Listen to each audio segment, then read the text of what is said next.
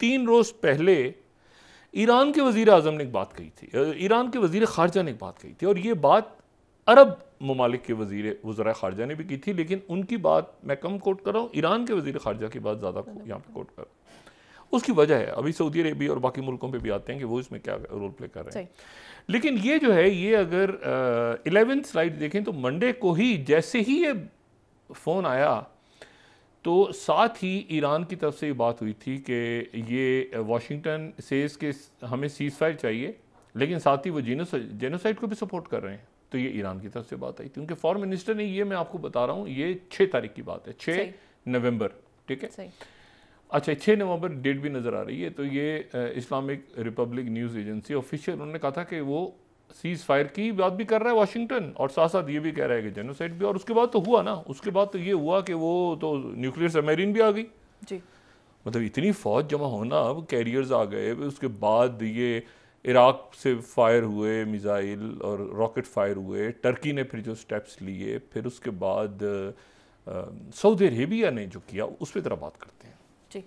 देखें, Saudi Arabia जो है वो इसको वो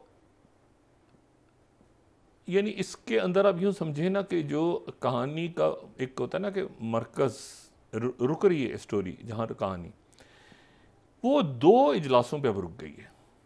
एक तो इजलास है जो कि अरब लीग है, और अरब लीग और OIC। अच्छा, अरब लीग का इजलास है, एक है जुमे को और एक हफ्ते को। और जुमे अभी तक मैं वही बात है कि वो सैयद हसन नसरुल्लाह, अभी तक उनकी तरफ से फाइनल नहीं हुआ कि ये तकरीर पोस्टपोन की है, उन्होंने नहीं की, मगर वो एक बड़ा ऐलान उसमें मुतवक्को है। तो वो उसके लिए क्या हो रहा है उस पर बात करते हैं थोड़ी देर में। लेकिन पहले ज़रा सऊदी अरेबिया पे हैं।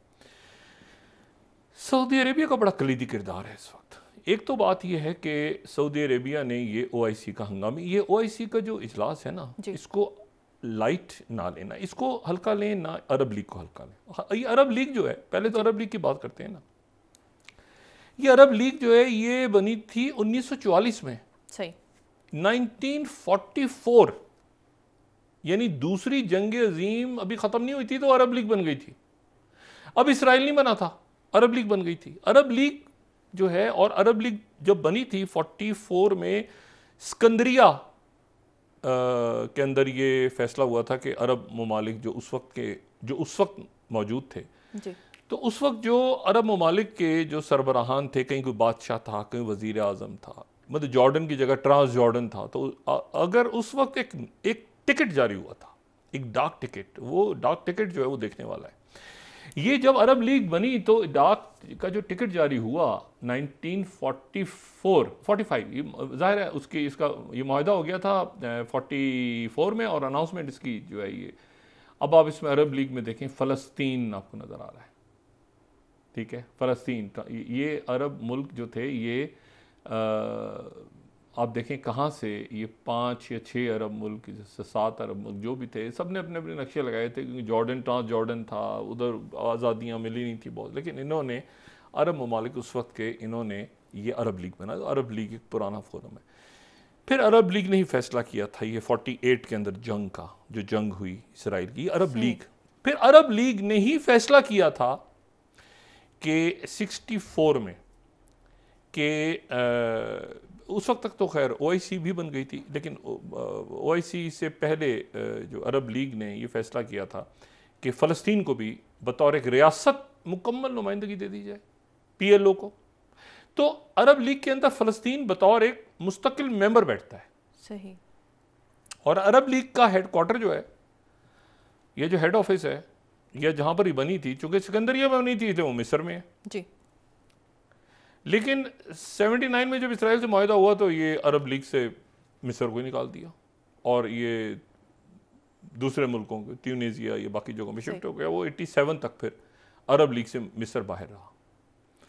और फिर अरब लीग में हमें पता है कि 2011 के बाद जब अपराइजिंग या अरब स्प्रिंग या फसाद या फितना जो भी था, जो भी इसको नाम दिया जाए, इंतशार, तो उसके नतीजे में ये हुआ कि लीबिया को पहले निकाला, फिर इसमें से शाम को भी निकाला, फिर इसमें कुछ अरसे के लिए जो है बाकी मुल्क भी गए, फिर इसमें तो, लेकिन ये कि अब सब एक जगह पे आ चुके हैं।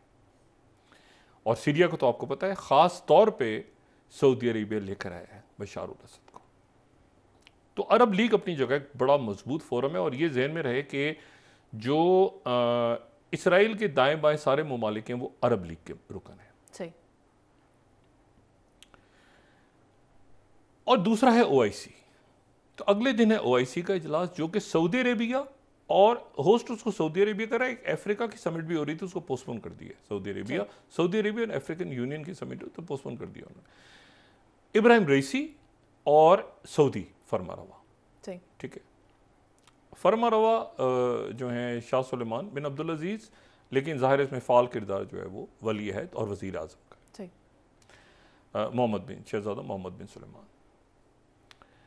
और ये जो दोनों समिट्स हैं, इससे पहले G7 ने कह दिया कि जी सीज़ फायर, G7 ने भी कह दिया सीज़ फायर। और ये इसकी टाइमिंग्स बड़ी अजब होंगी सेक्रेटरी ब्लिंकन के दौरे की, कि सेक्रेटरी ब्लिंकन टोक्यो से तो आ गए यहाँ पे जनूबी कोरिया, साउथ कोरिया से जब वो पहुँचेंगे इंडिया, तो वहाँ पे ये OIC की अभी इंडिया का आखिरी दौरा, इंडिया का 2+2 ऑस्टिन लॉयड और सेक्रेटरी ब्लिंकन की मुलाकात जो है वो भारत के वज़ीर दिफा और वज़ीर ख़ारजा 2+2 की मीटिंग जो है ये होगी। तो जब ये इंडिया में होंगे तो यहाँ OIC और ये अरब ममालिक और OIC का इजलास हो रहा होगा। कंप्लीट सीज़ फायर का मुतालबा, और ये कि दो रियासतें बननी चाहिए, और दो रियासतों के ऊपर मुकम्मल इत्तेफाक, इसमें एक ज़र्रा बराबर भी इख्तिलाफ नहीं है यूरोप के किसी मुल्क को, क्योंकि सारे मुल्कों में फ़लस्तीनी, मुझे बताएं, अगर मिसाल के तौर हम ताइवान को नहीं मानते, हम कहते ताइवान नहीं है, ठीक है, मतलब है लेकिन हम नहीं मानते आर्मीनिया को। पाकिस्तान एक स्ट्रेटेजिक लेवल पे आर्मीनिया को नहीं मानता। अब कुछ दुख है कि पाकिस्तान में आर्मीनिया का सफारतखाना खुल जाए, हम मानते ही नहीं है। जब हम इसराइल को नहीं मानते तो इसराइल का सफारतखाना, मतलब ये, अब मुझे बताएं, तमाम दुनिया में वॉशिंगटन समेत अगर पैलेस्टीनियन नुमाइंदे मौजूद हैं जी, अगर फ़लस्तीनी मंदूब मौजूद है अक़वाम मुत्तहिदा में, अगर फ़लस्तीनी मंदूब मौजूद हैं यूरोपीय यूनियन में, अगर फ़लस्तीनी मंदूब मौजूद हैं वाशिंगटन DC में, तो वो किसकी नुमाइंदगी कर रहे हैं? इसका मतलब दुनिया मानती है ना, वरना तो कहे कि भाई फ़लस्तीनी क्या कहे, ठीक है। फ़लस्तीन के नुमाइंदे अगर दिल्ली में मौजूद हैं तो क्यों मौजूद हैं? अगर आप कहते हैं कि फ़लस्तीन को नहीं होना चाहिए तो वो क्यों है? तो बात यह है कि दो कश्तियों में पैर रखने वाले जो है ना, वो फिर अजीब से मामलों में फंस जाते हैं। तो अब वो वक्त है कि आप दो रियासती हल की तरफ आपको जाना ही है, ठीक है जी। G7 ने कह दिया ना पॉज दें। पॉज का मतलब ये है कि अब बस पॉज हो गया तो स्टेलमेट है। स्टेलमेट में अब हमास ने तो नहीं कहा कि पॉज तो इनको करना है। पॉज तो बाइडेन ने कह दिया ना। बाइडेन जो है, आपको पता है वहाँ जो पोल्स आ रहे हैं, पोल्स में बाइडेन पीछे हैं ट्रंप से, ट्रंप आगे निकल गए हैं। वहाँ पे इलेक्शन ईयर शुरू हो गया है। कई पोल्स में ट्रंप को पता नहीं सज़ा होती है नहीं होती, क्या होता है, ट्रंप आगे निकल रहा है कई पोल्स में। तो वहाँ पर इलेक्शन ईयर शुरू हो रहा है। तो इलेक्शन ईयर में आप जाने से पहले, यानी ये जो नवंबर है, तो नवंबर ये उनका 1 साल के बाद वो भी तो इलेक्शन होना है ना, अमेरिका में भी। तो आपके ये दो फ्रोजन बदतर, यानी एक अजाब छोड़ के जा रहे हैं प्रेसिडेंट बाइडेन। उन्होंने कहा था कि मैं कोई जंग शुरू नहीं करूंगा, और ट्रंप ने कहा था कि मैंने देखो तो कोई जंग शुरू नहीं की, मैं जैसा भी था, अच्छा था बुरा था, मेरे दौर में कोई जंग शुरू नहीं हुई। कम से कम ये ट्रंप के दौर में जंग कोई शुरू नहीं हुई जी। ये जो लेगेसी चल रही आ रही है कि लीबिया, मुझे बताएं, लीबिया में अगर आपने आखिर में जाके खलीफा हफ्तार के साथ मुआहदे करने थे, आपने जाके रशिया ने बेसिस ले ली, इसलिए आपने मारा था कर्नल गद्दाफी को। भाई कर्नल गद्दाफी को आपने इसलिए मारा था वहाँ पे कि वहाँ पर रशिया बेसिस ले ले आगे जाके। देखें होता कुछ है। यानी अब मुझे ये बताएं कि आपने सद्दाम हुसैन को इसलिए हटाया था कि वहाँ से उसकी जगह जो है वो कभी दाइश आ गई है, दाइश की जगह ये ख़ताए हिज़्बुल्लाह ने इन्होंने मारा है, ये दाइश लड़ाई हुई, तो ये वहाँ से रॉकेट मार रहे हैं।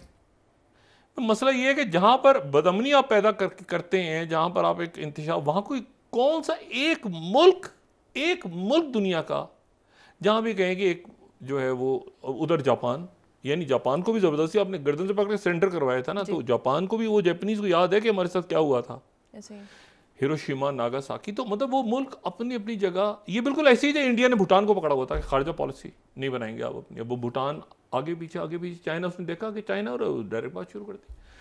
अब ज़्यादा अरसे तक कौमों को आप अपनी कॉलोनी बना के रख नहीं सकते, और ये हो नहीं सकता, ये एक कानून है। और जो लोग उठा रहे हैं एक अपनी एक नारा बुलंद हो जाए तो फिर उसके बाद उनको आज़ादी देनी पड़ती है।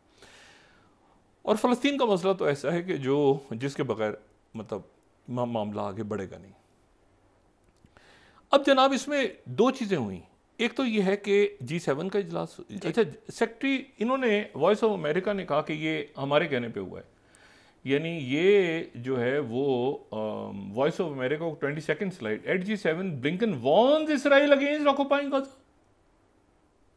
अच्छा अब यहाँ पर अब इससे ज़्यादा तो अब ब्लिंकन ने वापस भी जाना है, मीडिया भी तो बैठा है अपनी जगह। देखिए एक बात आप मान लें, ये वेस्टर्न मीडिया जो है ना, इसको क्रेडिट दें आप, ये निकाल के ये मतलब अच्छा वो कह रहे हैं, एक मिनट, ब्लिंकन ने कब वॉर्न किया, ब्लिंकन ने वॉर्न, ये कहना हालात तब्दील होने, और ब्लिंकन अभी तो यहाँ पे जहाज उनके उतर रहे हैं और सबमरीन वॉर्न इसराइल में खड़े होकर वॉर्न नहीं किया, टोक्यो जाके वॉर्न के हालात देखे ना बीच में, ये तो दबरदूज हो गया सारा का सारा, उधर से रॉकेट गिर रहे हैं सर पे, उधर टोक्यो जाके कह रहे हैं वॉर्न इसराइल, उन्होंने तो दूर, उन्होंने कहा मेरी रेंज में, मैं तो नहीं कि रेंज में आ रहा, दूर जाऊं, और वहां जाके वॉर्न इसराइल। ये दोबारा देखें, बड़ा मजा आएगा, ये खबर पढ़े वॉइस ऑफ अमेरिका की एट G7।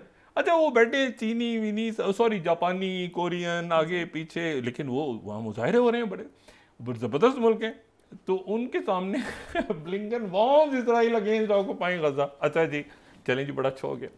लेकिन उसके साथ ही एक और वाकया भी हुआ जो मेरा ख्याल से एक बड़े ज़बरदस्त किस्म के डिप्लोमेट हैं। एक तो विलियम बर्न्स जनरल सीसी से मिले, ठीक है, जनरल सीसी से CIA के डायरेक्टर की मुलाकात हुई।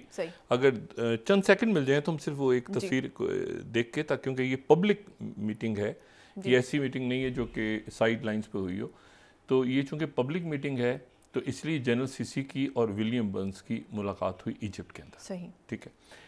और वो उसके बाद हम देख लेते हैं वक्फे के बाद, और दूसरी दरमियान में जो मुलाकात है ये जनरल सीसी और विलियम बर्न्स डायरेक्टर CIA, सही। और उसके अलावा अब एक मसला ये है कि लेबनान, एक शख्सियत लेबनान गई है, और लेबनान के जो इंटेलिजेंस चीफ हैं उनके साथ उनकी मुलाकात हुई। अब वक्फा लें, फिर उसके बाद बात करते हैं, क्योंकि लेबनान के इंटेलिजेंस चीफ से एक शख्सियत की मुलाकात होना इस वक्त ये ठीक है।